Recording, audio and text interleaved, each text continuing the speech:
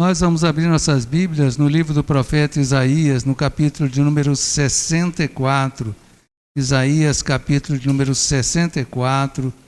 Isaías só tem 66 capítulos, então nós estamos já terminando o livro de Isaías. Isaías, capítulo 64. Nós vamos ler todo esse capítulo, do verso 1 até o verso de número 12, mesmo assentados como os irmãos e as irmãs estão. Isaías 64, de 1 até 12, nós vamos ler todos juntos. Isaías 64, 1 a 12, vamos ler. Ó, se fendesses os céus e descesses, se os montes tremessem na tua presença, como quando o fogo inflama os gravetos, como quando faz ferver as águas, para fazeres notório o teu nome aos teus adversários, de sorte que as nações tremessem da tua presença. Quando fizeste coisas terríveis que não esperávamos, descestes, e os montes tremeram à tua presença, porque desde a antiguidade não se ouviu, nem com o ouvido se percebeu, nem com os olhos se viu, Deus além de ti, que trabalha para aquele que nele espera. Sais ao encontro daquele que com alegria pratica justiça, daqueles que se lembram de ti nos teus caminhos. Eis que te iraste, porque pecamos. Por muito tempo temos pecado, e havemos de ser salvos, mas todos nós somos como o imundo, e todas as nossas justiças como o trapo de imundícia. Todos nós murchamos como a folha, e as nossas iniquidades como um vento nos arrebatam. Já ninguém há que invoque o teu nome, que se desperte e te detenha, porque esconde de nós o rosto e nos consomes por causa das nossas iniquidades. Mas agora, ó Senhor, tu és nosso Pai, nós somos o barro, e tu o nosso oleiro, e todos nós, obra das tuas mãos. Não te enfureças tanto, ó Senhor, nem perpetuamente te lembres da nossa iniquidade. Olha, pois, nós te pedimos, todos nós somos o teu povo. As tuas santas cidades tornaram-se em deserto, Sião em ermo, Jerusalém está assolada. O nosso templo santo e glorioso, em que nossos pais te louvavam, foi queimado. Todas as nossas coisas preciosas se tornaram em ruínas. Contente-ias tu ainda, ó Senhor, sobre essas calamidades? Ficarias calado e nos afligirias sobremaneira? Vamos orar mais uma vez. Senhor Deus, nós te agradecemos pela tua palavra. Nós agradecemos porque a tua palavra é a verdade. Nós agradecemos porque a tua palavra é viva e eficaz e ela fala aos nossos corações. Por isso nós rogamos, Pai, que o teu Espírito Santo atue nas nossas mentes, nos nossos corações, para que nossos corações sejam como terra fértil e a tua palavra que vai ser semeada possa germinar, possa frutificar para a tua glória. Nós rogamos isso e agradecemos no nome de Jesus. Amém. Muito bem, lemos aí Isaías 64, do verso 1 até o verso 12. Eu não sei como está na sua Bíblia, mas nessa Bíblia que eu estou usando aqui, na verdade, desde o capítulo 63, no verso 7, até o capítulo 64, verso 12, é um bloco só, é uma coisa só. Eu não sei como está na sua Bíblia aí. E a Sociedade Bíblica colocou aqui a última oração do profeta. Capítulo 63, do verso 7 até o verso 19, nós já conversamos na semana passada. Nós hoje estamos aqui no capítulo 64, lemos aqui todo o capítulo, verso 1 até o verso 12, e pela própria disposição do texto, nós já entendemos que isso aqui é uma continuação. Ou seja, Isaías está continuando aquilo que ele já falou. Nós já falamos na semana passada e hoje continua sendo igual. Se você prestou atenção no verso 10, verso 11, olha aí na sua Bíblia, verso 10, verso 11 do capítulo 64. As tuas santas cidades tornaram-se em deserto, Sião em ermo, Jerusalém está assolada. O nosso templo santo e glorioso, em que nossos pais te louvavam, foi queimado. Todas as nossas coisas preciosas se tornaram em ruínas. Ou seja, quando Isaías escreve isso, o povo a que se refere aqui, Isaías está vivendo uma situação de dificuldade, de grande dificuldade. E como nós já falamos na semana passada, Isaías está escrevendo uma coisa que ele não vai viver. Ele vai morrer muito tempo antes, o exílio vai acontecer 100 anos depois de Isaías, mas ele está colocando nas palavras dele aquilo que uma pessoa que lá no exílio vai pensar. Porque quando o povo é levado para a Babilônia, tudo isso que é descrito aqui nos versos 10 e 11 aconteceu. A cidade foi derrubada, o templo foi queimado, as coisas santas foram todas levadas para a Babilônia, ou seja, tudo isso que ele está falando aqui, de fato aconteceu. E, assim como no capítulo 63, do verso 7 ao 19, nós conversamos sobre isso na semana passada, aqui nesse texto também, Isaías coloca assim uma certa perplexidade, não é? Ele coloca algumas coisas e eu quero reler o verso de número 12, e eu queria que você relesse comigo, verso 12, vamos reler todos juntos. Conter-te-ias tu ainda, ó Senhor, sobre essas calamidades, ficarias calado e nos afligiria sobremaneira. Ok. Na semana passada nós dissemos que o capítulo 63, 7 até o 19, continha muitas perguntas da perplexidade de Isaías. Isaías não estava entendendo o que estava acontecendo. E aqui, esse versículo final do capítulo 64 espelha a mesma coisa. E se eu pudesse resumir isso numa palavra, eu resumiria na palavra inação. Inação. O que é inação? Bom, você sabe, ou pelo menos já deve ter visto, quando você vai num banco, sei lá, se você vai em banco, de vez em quando tem um terminal que não está funcionando. E se você conversar com a pessoa lá, a pessoa diz, olha, esse terminal aqui está inativo.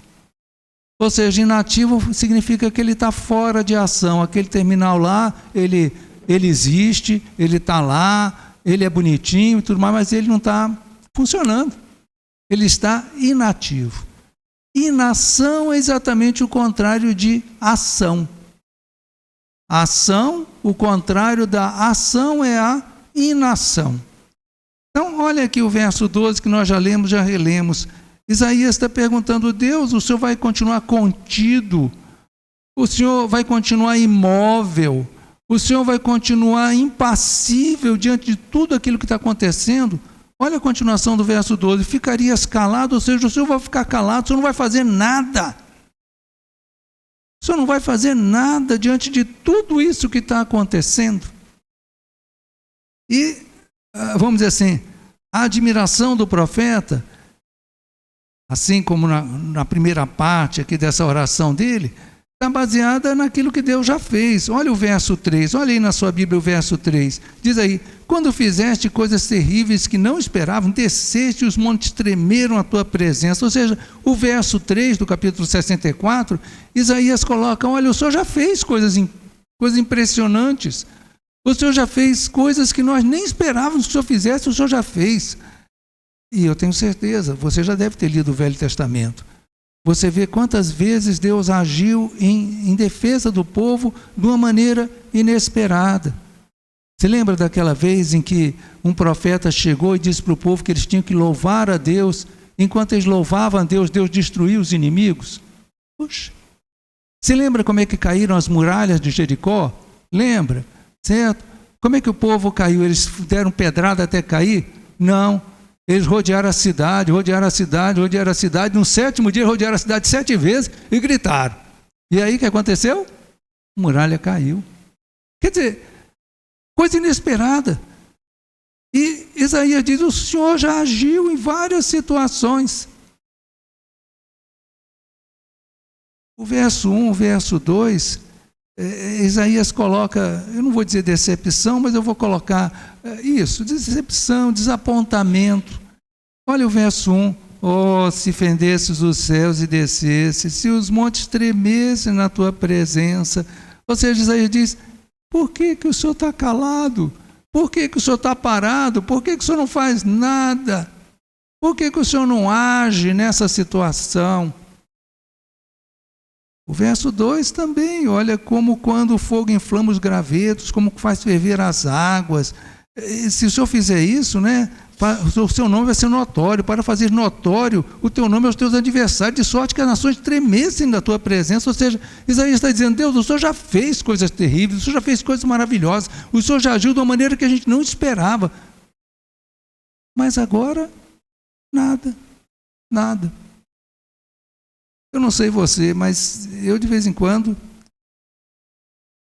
me surpreendo fazendo orações baseadas naquilo que Deus já fez. Né? Você está passando por uma situação, vamos chutar, uma situação de enfermidade. Você está passando por uma situação de enfermidade e você lê na Bíblia que Deus já curou pessoas, muitas. Deus curou muitas pessoas. A Bíblia diz que todas as pessoas que estavam enfermas e que foram até Jesus foram curadas. E você se coloca diante de Deus e diz, Deus, o Senhor já fez isso. Quantas e quantas vezes o Senhor já fez isso? O seu poder não vai aumentar nem diminuir, o seu nome não vai ficar maior nem menor, o Senhor não gasta nada do seu poder se o Senhor atender a minha oração desse jeito.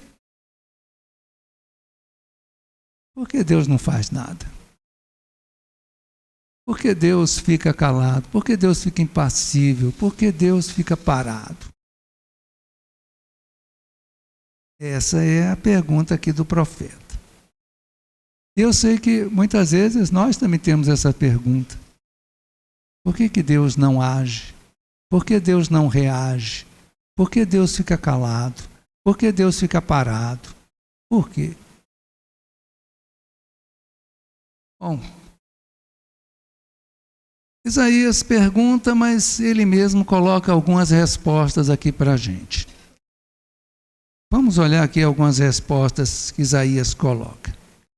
A primeira coisa que eu quero pensar aqui, em termos das respostas que Isaías coloca, diz respeito a aquilo que Isaías vê nele, no povo dele, nas pessoas que estão ao redor. Então, a primeira coisa que ele coloca aqui é essa questão de, como direi assim, confissão de pecado. Olha aí na sua Bíblia, no verso 5, a segunda parte do verso 5, do meio para o fim, diz assim, eis que te iraste, porque pecamos, por muito tempo temos pecado, e havemos de ser salvos. Ou seja, Isaías admite aqui o pecado do povo. Olha o verso de número 7, eu pulei o 6, tá? Mas tudo bem, eu não esqueci dele não. Olha o verso 7. Lê comigo o verso 7. Vamos reler o verso 7, todo mundo junto. Já ninguém há que invoque o teu santo nome. Desculpe. Já ninguém há que invoque o teu nome, que se desperte e te detenha. Porque escondes de nós o rosto e nos consomes por causa das nossas iniquidades. Ok. No verso 5, Isaías fala dos pecados do povo. Aqui no verso 7, ele expande um pouquinho mais. Ele diz, já não há ninguém que te invoque o nome. No final, ele fala por causa das nossas iniquidades. Isaías está falando aqui o seguinte, ele está dizendo, olha Deus, eu tenho a impressão de que o Senhor está parado. Mas, se eu olhar no espelho, eu vou ter que reconhecer de que a culpa disso é minha. A culpa disso é do meu pecado. Olha o verso 6. Verso 6, uma opção de gente conhece de cor. Verso 6 diz assim: mas todos nós somos como imundo, e todas as nossas justiças como trapo de imundícia. O povo gosta dessa parte aqui. Todos nós murchamos como a folha, e as nossas iniquidades como um vento nos arrebatam. Aquela ideia de trapo de imundícia. Isaías está falando aqui, nesse verso 6, sobre as nossas justiças, ou seja, aquilo que nós fazemos certo. Aquelas coisas boas que nós fazemos. Isaías está dizendo, olha, mesmo as coisas certas nós fazemos do jeito errado. Então, de um lado, Isaías diz, olha, nós temos pecado. Nós não temos feito o que o Senhor gostaria que a gente fizesse. E mesmo quando a gente tenta fazer o que o Senhor quer, a gente não faz do jeito certo. Eu não sei como cada um de nós veio hoje para o culto. Porque vocês estão aqui, eu estou vendo. Agora, como vocês vieram para cá? Aí eu vim de carro, não é isso que eu estou falando. Eu estou falando do coração seu. Entende? Lá no fundo do seu coração. Como é que você veio para cá? Você veio para cá porque todo domingo é domingo e domingo a gente vem para a igreja. Ou seja, é um hábito. Né? Legal. Como é que você está participando desse momento de culto? Você está adorando a Deus ou você está preocupado com outras coisas que estão acontecendo ao redor? Como está lá no fundo do seu coração? Porque vir à igreja é uma coisa certa, vir à igreja é uma coisa boa. Mas às vezes nós fazemos o certo do jeito errado. Então, de um lado a gente faz coisa que Deus não quer. De outro lado a gente faz coisa boa que Deus quer, mas a gente faz coisa boa que Deus quer do jeito errado. Então Isaías está dizendo, olha, Senhor, no fundo eu sei que não é o Senhor que está parado. Somos nós que estamos em pecado. Então a primeira coisa que Isaías faz aqui é o reconhecimento do pecado dele, o pecado do povo. E a outra coisa também que Isaías faz aqui nesse texto, e eu queria que a gente relesse juntos os versos 8 e o verso 9. Vamos reler todos juntos os versos 8 e o verso 9. Vamos reler. Mas agora, ó Senhor, Tu és nosso Pai, nós somos o barro, e Tu o nosso oleiro, e todos nós, obra das Tuas mãos. Não te enfureças tanto, ó Senhor, nem perpetuamente te lembres da nossa iniquidade.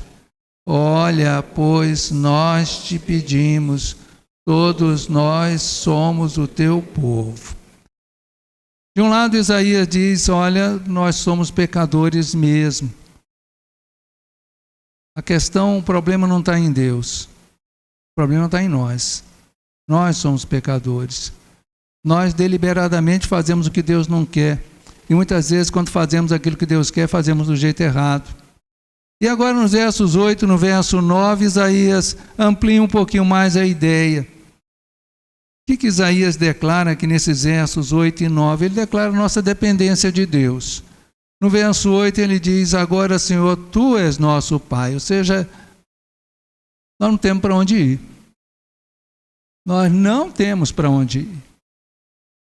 Lembra quando Jesus chegou para os discípulos e disse para eles, vocês não querem ir embora também, né? Porque uma porção de gente está indo embora, vocês querem ir embora também? E Pedro responde, Senhor, para quem iremos? Só Tu tens as palavras de vida eterna, ou seja, para onde nós vamos? Isaías está dizendo a mesma coisa aqui, ele está dizendo, Tu és nosso Pai. Depois ele diz aqui na continuação, nós somos o barro, nós somos obra das Tuas mãos, Tu és o oleiro. Depois, na continuação, no verso 9, finalzinho do verso 9, ele diz, todos nós somos o Teu povo. O que Isaías está declarando aqui? Ele está declarando a dependência de Deus. De um lado ele está dizendo, olha, nós somos pecadores. Eu sou pecador, você é pecador. Eu tenho feito coisas que desagradam a Deus, você também. As coisas que eu faço que agradam a Deus, às vezes eu faço do jeito errado. E o pior, eu dependo de Deus, eu não tenho para onde ir. Eu sou como barro nas mãos do oleiro. Eu dependo de Deus. Nós somos teu povo. Deus é o nosso Pai, nós não temos para onde ir. Nós só podemos ir para Deus. E no verso 9, no meio da oração dele, Isaías diz: não te enfureças tanto, ó Senhor, nem perpetuamente te lembres da nossa iniquidade. Em tudo isso, Isaías está dizendo: nós não merecemos nada. Essa é uma coisa que eu e você precisamos ter na nossa cabeça. Às vezes nós estamos olhando para Deus e achando que Deus está imóvel, Deus está impassível, Deus está calado, Deus não está fazendo nada, e as coisas estão nos afligindo, e nós começamos a questionar a Deus: Senhor, o Senhor está calado, Senhor, o Senhor não faz nada, o Senhor já fez no passado, por que o Senhor não faz hoje, tal. E a questão não está em Deus, a questão está em nós. Nós não merecemos nada. É isso que a gente tem que entender. Apesar de nós sermos barro, sim, nós somos barro na mão do Senhor. Apesar de nós sermos povo de Deus, nós somos povo de Deus. Apesar de chamar Ele como Pai, nós chamamos Ele como Pai. Nós não temos direito nenhum. Nós não temos nada o que reclamar. Muito pelo contrário, Deus nos dá as coisas porque Ele é bom. Eu quero ler com você 2 textos. Não perde Isaías 64, não. A última coisa que nós lemos, Isaías dizendo para que Deus não lembrasse perpetuamente das iniquidades do povo. Essa é a última coisa que nós lemos. E eu queria que você fosse comigo e fosse lá para o livro de Salmos. Livro de Salmos, no Salmo de número 130. Salmo 130. Nós vamos ler apenas 2 versículos. Salmo 130, apenas 2 versículos. Os versos 3 e 4. Versos 3 e 4. Salmo 130, versos 3 e 4. Vamos ler todos juntos. Salmo 130, versos 3 e 4. Vamos ler. Se observares, Senhor, iniquidade, quem, Senhor, subsistirá? Contigo, porém, está o perdão, para que te temo. O salmista aqui está, de uma certa maneira, em sintonia com Isaías.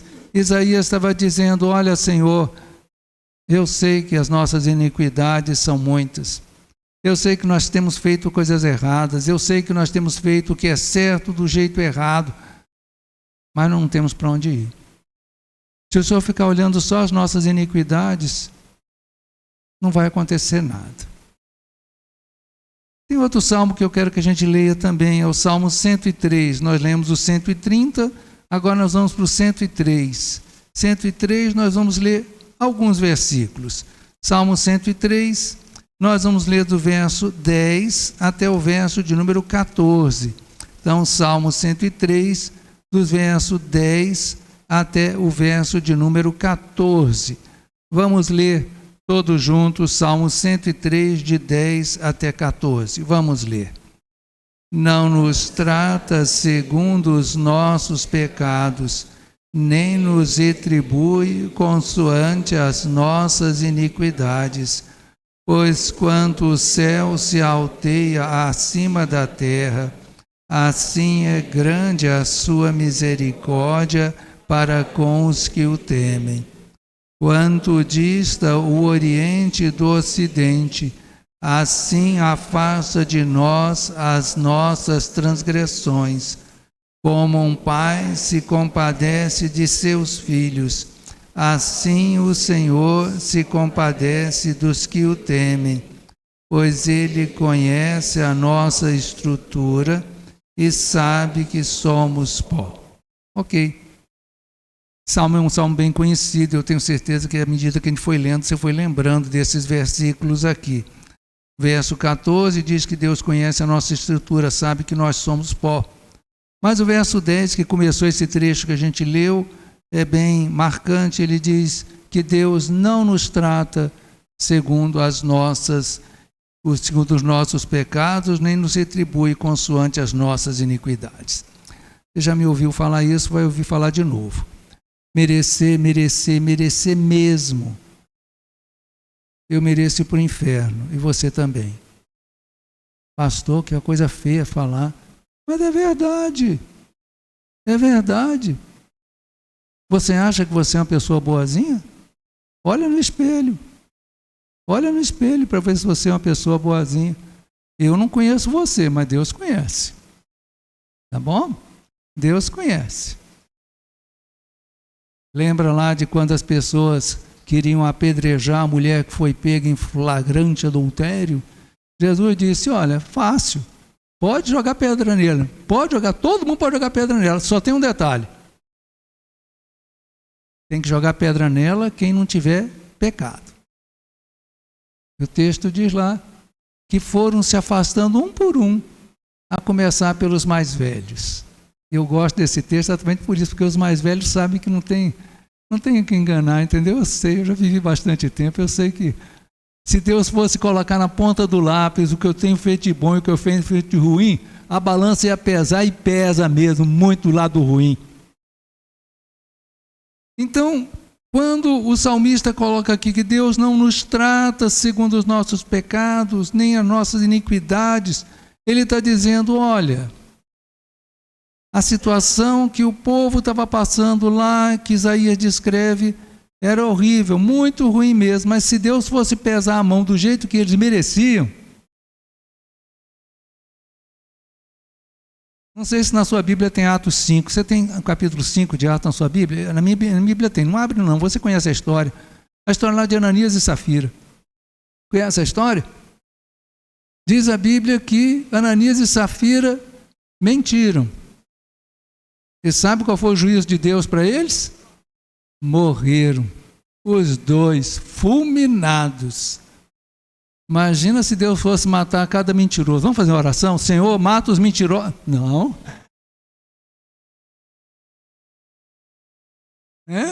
Não. Se Deus fosse nos tratar segundo os nossos pecados, segundo as nossas iniquidades, o que a gente está passando é fichinha. Volta lá para Isaías 64. De um lado, Isaías falou que as coisas estavam ruins, muito ruins. O verso 10, verso 11 mostra isso de maneira bem clara. Jerusalém arradada, o templo queimado. No verso 12, Isaías coloca o desapontamento dele, a perplexidade dele, por que Deus não faz nada? Deus já fez no passado, por que Ele não faz agora? Porém, no meio do texto aqui, ele vai reconhecendo que o problema não está em Deus. O problema está em nós. Nós somos pecadores. Nós fazemos coisas erradas. Nós fazemos as coisas certas do jeito errado. E ainda bem que Deus não deixa cair a ira dele todinha sobre nós, porque a ira dele caiu sobre Cristo. Agora, no meio de toda essa perplexidade, no meio dessa confissão, dessa situação de dependência, de falta de mérito e tudo mais que Isaías coloca, tem um versículo que se destaca nesse texto que nós lemos, e é o verso de número 4. Eu queria que você lesse comigo, vamos reler todos juntos, Isaías 64, verso de número 4. Vamos reler todos juntos, vamos reler. Porque desde a antiguidade não se ouviu, nem com o ouvido se percebeu, nem com os olhos se viu, Deus além de ti, que trabalha para aquele que nele espera. Muito bem. Aqui Isaías também coloca uma certa perplexidade, um certo espanto. Ele olha e diz, olha, quer saber? Na verdade, o Senhor é o único Deus que existe que trabalha por nós. Porque, pensa bem, nós não merecemos nada de Deus. Nada. Olha, é assim, de novo, eu não sei como é que você pensa em relação a isso, eu vou dizer como é que eu penso em relação a isso. Eu não entendo por que Deus me salvou. Eu não entendo por que Jesus morreu pelos meus pecados. Eu não entendo isso. Desculpa, eu não entendo.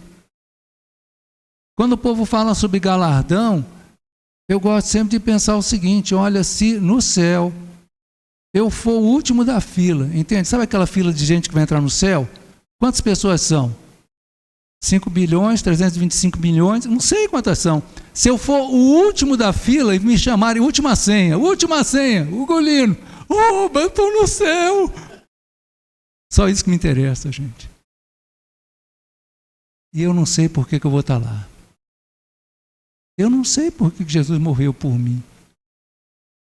Eu gosto sempre de mencionar um hino do Inário, eu não sei se você conhece. O título dele é A Certeza do Crente. Procura depois. A Certeza do Crente. A primeira estrofe começa, não sei. A segunda estrofe começa, não sei. A terceira estrofe começa, não sei. A quarta estrofe começa com, adivinha? Não sei. E é a certeza do crente. Só que o coro diz, eu sei em quem eu tenho crido. Eu não sei por que Deus me amou. Eu não sei por que Deus me escolheu. Eu não sei nada disso, mas eu sei que Deus me amou. Eu sei que Deus enviou seu Filho para morrer pelos meus pecados. Eu sei disso, eu sei em quem eu tenho crido. Aqui nesse verso 4, Isaías está dizendo, Deus trabalha para aquele que nele espera. Se você espera em Deus, tenha certeza de Deus está trabalhando por você. Deus está agindo. Aqui, não nesse texto exatamente que nós estamos lendo, mas se nós voltássemos no capítulo 63, no texto que nós conversamos na semana passada, Isaías em determinado ponto vai dizer que Deus foi afligido com a aflição deles, ou seja, Deus sofre o que eu sofro, o que você sofre. E Deus trabalha por mim, Deus trabalha por você, Deus trabalha por aquele que nele espera. Deus faz isso. Não porque você mereça, não porque eu mereça, mas porque Ele nos ama. Só por isso. Eu sempre fico espantado com o texto lá do Salmo 8, versos 3 e 4, quando o salmista diz, quando contemplo os teus céus, obra dos teus dedos, o sol, a lua, as estrelas que estabelecestes, e é o homem que dele te lembres, e o filho do homem que o visites. Ou seja, Deus, o Senhor é tão imenso, o Senhor é infinito, o Senhor criou esse universo que eu não consigo nem ver onde acaba, que os homens não sabem onde acaba, por que o Senhor vai se importar comigo? Mas Deus se importa. É isso que diz aqui esse verso 4. Deus trabalha por aquele que nele espera. Não perde Isaías 64, não, verso 4, nós vamos dar um pulinho no Novo Testamento, a gente volta em Isaías. Vamos lá para a primeira carta de Paulo aos Coríntios, capítulo 2. Primeira carta de Paulo aos Coríntios, capítulo 2, nós vamos ler apenas um versículo. Primeira carta de Paulo aos Coríntios, capítulo 2, o verso de número 9. Primeira carta de Paulo aos Coríntios, capítulo 2, apenas um versículo, verso 9. Vamos ler todos juntos, 1 Coríntios 2, verso 9, vamos ler. Mas, como está escrito, nem olhos viram, nem ouvidos ouviram, nem jamais penetrou em coração humano o que Deus tem preparado para aqueles que o amam. Se você for ver a referência desse texto, é exatamente Isaías 64, 4. Paulo está fazendo uma citação, mas ele está ampliando essa citação, ele está dizendo, olha, ninguém sabe, ninguém ouviu, ninguém entendeu, ninguém pode sequer imaginar o que Deus vai fazer por aqueles que o amam. Deus vai fazer, o que Deus tem preparado, Deus vai fazer. Então, volta lá para Isaías 64. Eu tenho certeza absoluta que nós não estamos em Israel Nós não estamos em Jerusalém, nós não estamos vivendo o tempo de Isaías, nem no tempo das pessoas que estão lá no exílio, que viveram no exílio. Nós não estamos vivendo essa situação específica, esse contexto histórico de Isaías, que Isaías está mencionando aqui. Não estamos. Mas eu e você podemos estar passando por situações que nos afligem. Faz parte da vida. Faz parte da vida passar por provações. É verdade, faz parte da vida. E no meio da provação, uma das coisas que o inimigo coloca na minha cabeça, na sua cabeça, é que Deus não liga. Porque se Deus ligasse, Ele não deixaria isso acontecer com você.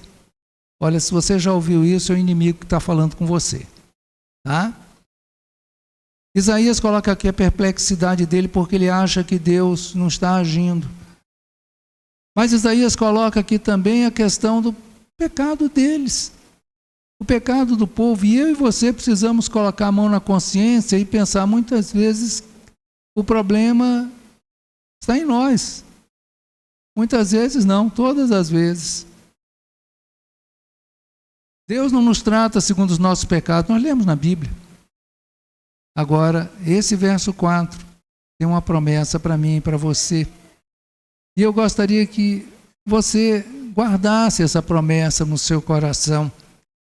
Deus trabalha para aquele que nele espera.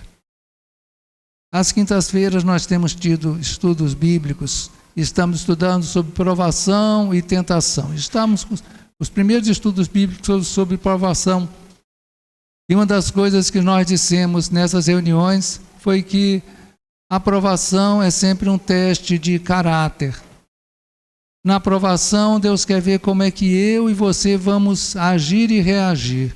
Deus está olhando para mim e para você, não só Deus, as pessoas que estão ao nosso redor também estão olhando como é que nós vamos reagir às coisas de ruim que acontecem nas nossas vidas. Aqui, nesse verso 4 de Isaías, Deus garante que Ele está trabalhando por nós. Mesmo quando eu e você não entendamos o que está acontecendo, mesmo quando eu e você achemos que Deus está parado, imóvel, o que a Bíblia diz, o que a Bíblia promete, o que a Bíblia coloca de maneira bem clara, é que Deus está fazendo alguma coisa, Deus está agindo. Deus está agindo de uma maneira que eu e você não podemos nem entender. Não se ouviu, nem com o ouvido se percebeu, nem com os olhos se viu Deus além de ti, que trabalha para aquele que nele espera. O que eu e você temos que fazer é esperar em Deus. Deus certamente vai agir. Ele está agindo. Que Deus nos abençoe. Amém.